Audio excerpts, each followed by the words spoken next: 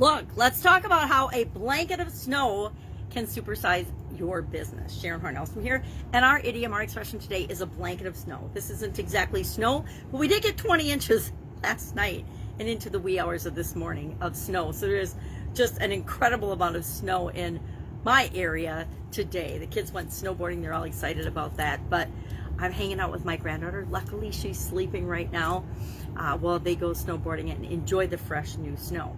So what does a blanket of snow have to do with growing and supersizing and building your business? Several things. Number one, is your business insulated? Are you covered and protected by certain things, certain foundational things that make sure your business is in a position to grow and supersize? Do you have the right business structure? Do you have the right building blocks and foundational pieces in place to ensure that your business can grow untethered? Are you insulated? Do you have insulation and the proper foundation in your physical location, your physical buildings, as well as your intellectual property? Are you protected? A blanket of snow, this is a surface accumulation of snow is what it means. Not sure exactly where this one comes from. Forgot to tell you where yesterday's came from. It was a Ralph Waldo Emerson piece. But today's, there isn't really any origin information available for blanket of snow. Probably because it's been snowing since the beginning of time in the Ice Age. So it's just something that people understand, or it's been around for so many years, there's not a way to figure out when it first started. Maybe with the origin of the word blanket, which I did look up, but I didn't capture in my memory. Blankets are, of course, something that cover us and protect us and keep us warm and safe. So are you safe? Is your business safe? Do you have the right security, physical security, cyber security, identification protection, security protocols in place for your business? Do you have the right insurance? Have you got a plan, a strategic plan that's helping you to grow and supersize your business? Do you have contingency plans and emergency action plans? Any business that didn't have a pandemic portion of their emergency action plan in 2020, I bet they do now. I am guilty of that. We didn't have a pandemic contingency in our business plans, in our contingency and emergency plans. We had foul weather and tornadoes and things like that that are appropriate for the area where the business is physically located. But pandemic was not amongst them. Terrorism was, but pandemic was not. So it is now. Are you hiring the right expertise that you need when you need it? Are you contacting and communicating with legal, regulatory, probably tax consultants, accountants, CPAs, the right financial advisors?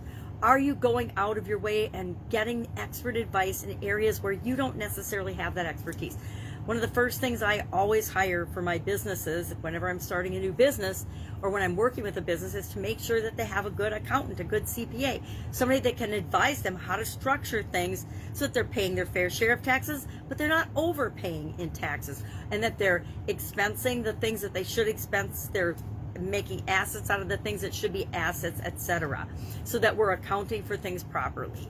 So there's all kinds of ways that we can be covered and protected and insulated, just like a blanket of snow insulates the ground and protects the plants and the things that are growing there and germinating. It gives them a layer of protection, just like you need a layer of protection when you're building and growing and supersizing your business.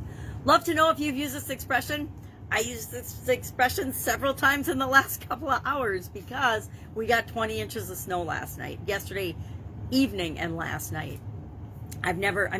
I have lived in snow the vast majority of my life, snowy areas, and we get dumped on every once in a while. But last night, it was like 14 inches in an hour or so. It was crazy. We'd cleaned off the cars and then they were covered again. And so it's fun to see. Plows were by first thing this morning.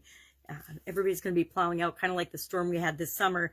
I would imagine we will hear snow plows and snow blowers going all day today. All right, that's it. Have an awesome day.